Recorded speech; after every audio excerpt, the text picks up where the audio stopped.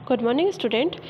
In today's class, we are going to read the chapter number 11, Weather, Air and Water. So, पहले हम जानेंगे कि weather क्या होता है। वेदर जो होता है ना, डे टू डे और हावर टू हावर चेंज होता है ना। हमारे क्लाइमेट में हमने देखा होगा कि थोड़ी देर बाद बादल आ जाते हैं, थोड़ी बार धूप हो जाती है। तो उस तरह से डे टू डे और हावर टू हावर जो चेंज होता है उसे हम कहते हैं weather. Okay, so next point है सन एंड वेदर। तो सन से वेदर पे डायरेक्टली इफ़ेक्ट पड़ता है।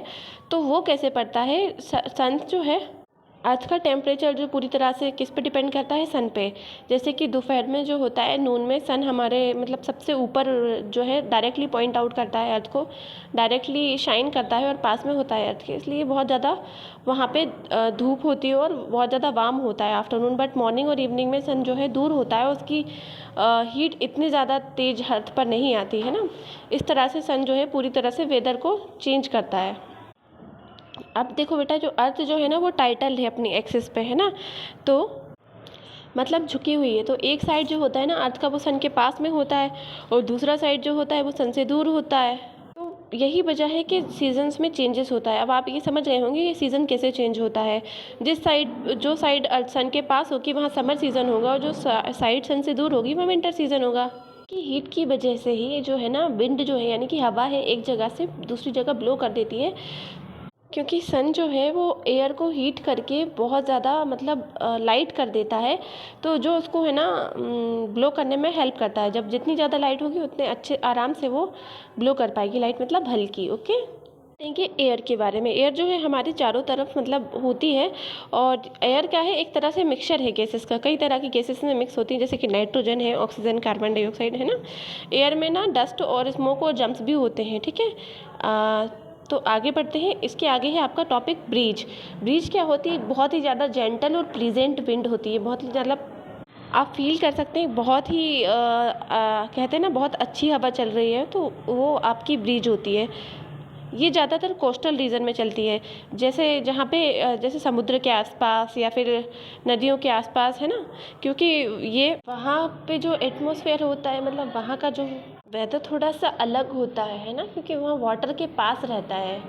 और अगला है आपका सी ब्रिज। भी दो तरह की होती है, एक सी ब्रिज और एक लैंड ब्रिज। सी ब्रिज क्या होती है? वो दिन के टाइम में चलती है।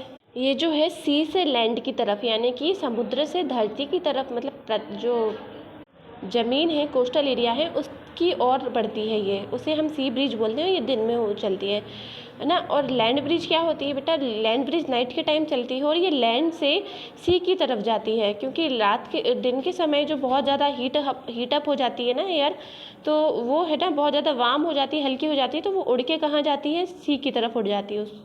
ये आपका लैंड ब्रिज था। अब हम वाटर पढ़ेंगे। अब हमें पता है कि हमारी 70% सरफेस है ना अर्थ की, वो वाटर से कवर है। जो कि वाटर अलग अलग फॉर्म में है, जैसे कहीं रिवर की फॉर्म में, लेक्स की फॉर्म में, ओशन या सीज की फॉर्म में है ना, समुद्र या ओशन की फॉर्म में, ठीक है। ग्लेशियर और आइसबर्ग की फॉर्म में भी है, ठीक है। और क्या होता है कि it is also present in the atmosphere. Atmosphere में भी हमारी वाटर जो है प्रेजेंट होता है। आपको ये जानकर हैरानी होगी कि सिर्फ 3% वाटर है जो हमारे पीने के लायक है ना। वाटर होता है ना वो 3 फॉर्म में होता है। एक होता है सॉलिड, जिसे हम जैसे आइस होता है ना, वो सॉलिड वाटर कहलाता है। लिक्विड जो कि नॉर्मल वाटर है, और गैस जब हम वाटर को हीट अप करते हैं तो वो आपने देखा होगा ना, भाप बनती है, वेप, उसे हम वाटर वेपर कहते हैं। ये 3 तरह के जो है आपके फॉर्म होते हैं वाटर के। अब जो वाटर है ना दूसरी स्टेट में चेंज होता है ना, तो हम उसके बारे में पढ़ेंगे कौन कौन सी प्रोसेस होती है। तो उसमें से पहली प्रोसेस होती है इवोपरेशन। इसमें क्या होता है, जो वाटर होता है ना वो वेपर में चेंज हो जाता है ना, उसे हम इवोपरेशन कहते हैं। और जो वाटर एयर में प्रेजेंट होता है ना, उसे हम ह्यूमिडिटी कहते हैं। दूसरी प्रोसेस होती है आपकी कंडेंसेशन। तो कंडेंसेशन क्या होता है? वाटर का जो है, सॉरी, वेपर का वाटर में चेंज होना, है ना, उसे हम कंडेंसेशन कहते हैं। जैसे आइस है ना, तो आइस को हम एक ग्लास में रखेंगे तो थोड़ी देर बाद वो ग्लास के चारों तरफ छोटी छोटी ड्रॉपलेट बन जाएंगी। तो वो आइस जो है वो सॉलिड स्टेट में है और फिर वो लिक्विड स्टेट में चेंज हो गया, तो हम उसे कंडेंसेशन कहेंगे। अब हम पढ़ेंगे वाटर साइकिल के बारे में। वाटर साइकिल क्या होता है? ये एक पूरा साइकिल होता है कि पहले जो वाटर है यहाँ अर्थ से जाएगा और फिर वहाँ से फिर वापस से रेन के फॉर्म में वापस आता है ना। तो क्या होता है कि जो रिवर्स होती हैं, लेक्स होती हैं, है ना, या फिर हम ये कह लें कि हमारा सी होता है, तो वहाँ पे क्या होता है, जब सन होता है ना, वो क्या करता है, उसको हीट अप करता है। किसको हीट करता है? तो सन जो है ना, पानी को हीट करके वेपर बना के उड़ा लेता है, फिर वो है ना बाद में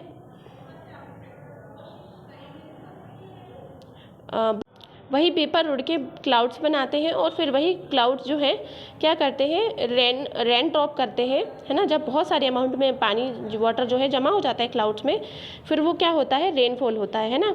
और रेनफॉल को हम क्या कहते हैं, प्रेसिपिटेशन, यानी कि पानी का वापस से अर्थ पर गिरना, तो वो प्रेसिपिटेशन होता है। अब हमें ये तो पता है कि पानी गिरता है, लेकिन वो एक ही फॉर्म में गिरता है, वो अलग अलग फॉर्म में भी गिरता है। जैसे कि हेल सुना होगा आपने, छोटे छोटे आइस के पीसेस गिरते हैं, जिससे हम नॉर्मल लैंग्वेज में ओले या ऐसा कुछ, हाँ ओले बोलते हैं।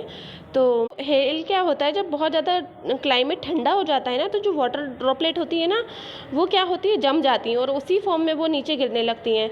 तो जब वो नीचे गिरती हैं ना, तो हम देखते हैं कि बहुत सारे बर्फ़ के छोटे छोटे पीसेस डले हुए हैं ना, वो आपका हेल कहलाता है। ड्यू क्या कहता है, हमने सुबह में देखा होगा ना, छोटे छोटे ड्रॉपलेट जो हैं लीव्स पे जमा हो जाते हैं, तो वो क्या होता है, ड्यू होता है। क्योंकि रात का जो क्लाइमेट होता है ना, वो थोड़ा ठंडा होता है, उसकी वजह से छोटे छोटे ड्रॉपलेट जो हैं नीचे अर्थ पे गिरते हैं, लेकिन वो सिर्फ हमें लीव्स और इस पर जहाँ जमा हो पाते हैं, हम सिर्फ वहीं देख पाते हैं। क्योंकि जब वो आपकी ज़मीन पर या छत पर गिरते हैं तो वो सूख जाते हैं, लेकिन इस पर लीव्स पे गिरते हैं तो हमें दिखाई देते हैं ना। ये हो गया ड्यू। अब हम पढ़ेंगे फ्रॉस्ट। जब नाइट बहुत ज़्यादा कोल्ड हो जाती है ना, तो dew drops freeze from the ice, this is frost. जो ड्यू ड्रॉप्स होती है ना, वो फ्रीज हो जाती हैं और आइस बना देती है ना, उसको हम फ्रॉस्ट कहते हैं।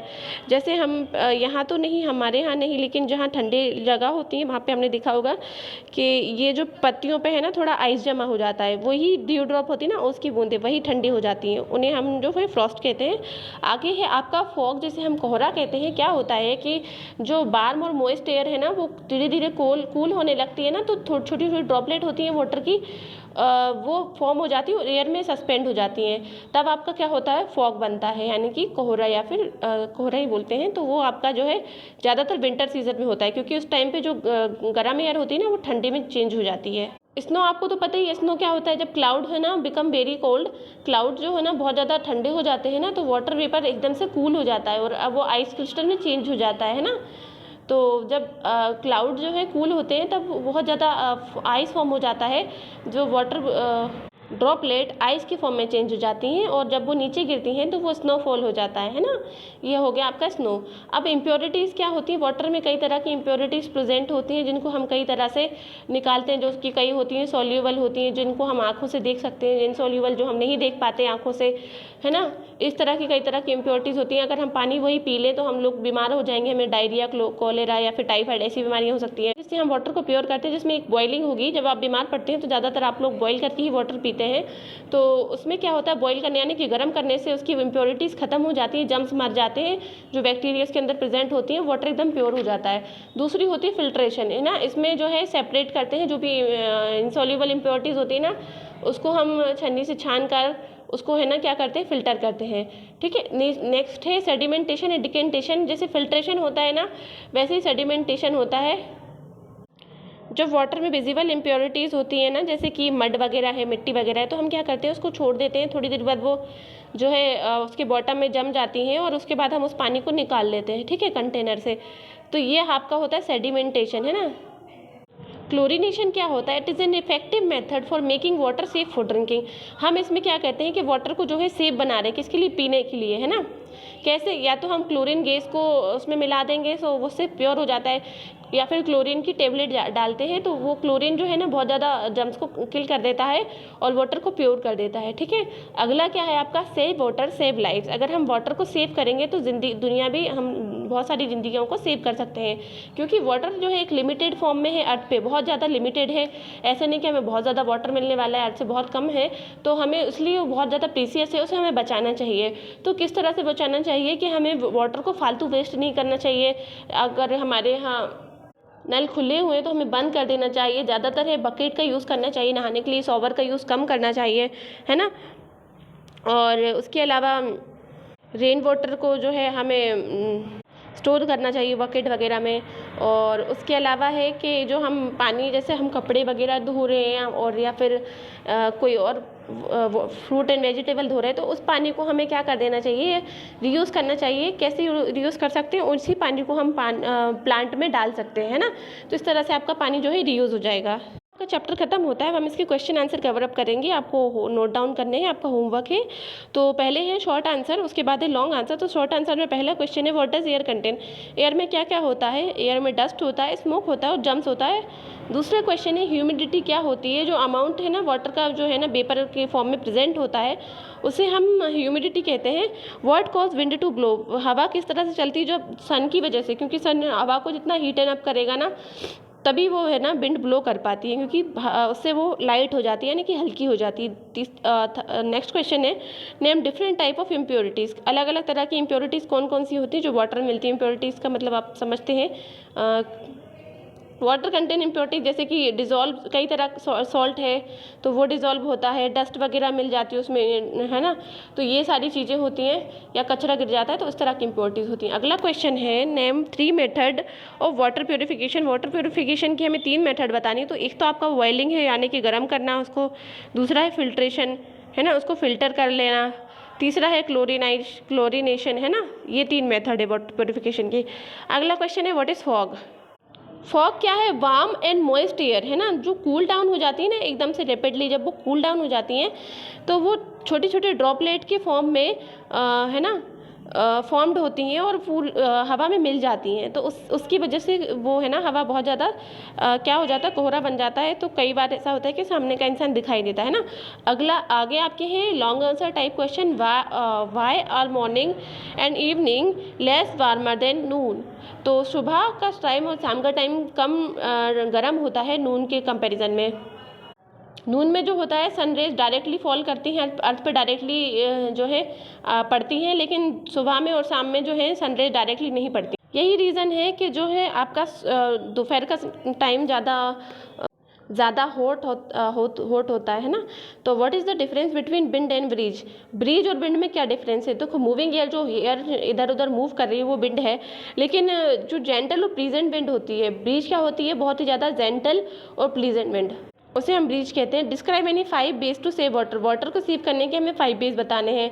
हमें बकेट यूज़ करनी चाहिए, अगर हम नहा रहे हैं तो हमें शॉवर की जगह, है ना।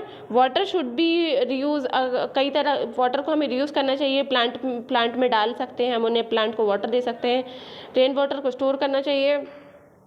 नल को बंद कर देना चाहिए जब हम उसको यूज़ नहीं कर रहे हैं।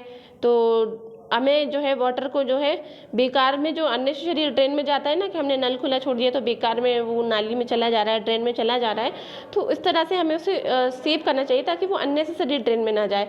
The next question is differentiate between chlorination and boiling. Boiling और क्लोरीनेशन में क्या डिफरेंस है। क्लोरीनेशन में मैंने आपको बताया था, क्लोरीन की टेबलेट डालते हैं और वाटर, ताकि वाटर में से जम्स जो है मर जाएँ या किल हो जाएँ, तो उस वजह से। लेकिन बॉइलिंग में क्या करते हैं, उसको उबालते हैं, है ना, पानी को गर्म करते हैं। ठीक है। अगला क्वेश्चन है, right a short note on water cycle. Water cycle पे हमें एक नोट लिखिए। क्या होता है, कंटिन्यू साइकिल होता है वाटर, जिसमें है ना इवोपरेशन, कंडेंसेशन और प्रेसिपिटेशन होता है। यानी कि पहले हीट एंड अप होता है वाटर, फिर वो उसके बाद क्लाउड्स बनते हैं, क्लाउड्स बन के फिर वापस रेनफॉल होता है। तो ये पूरी प्रोसेस होती है ना वाटर का फिर वापस से आने का, तो उसे हम क्या कहते हैं, precipitation. Okay, so the video is going to end now, so goodbye and take care.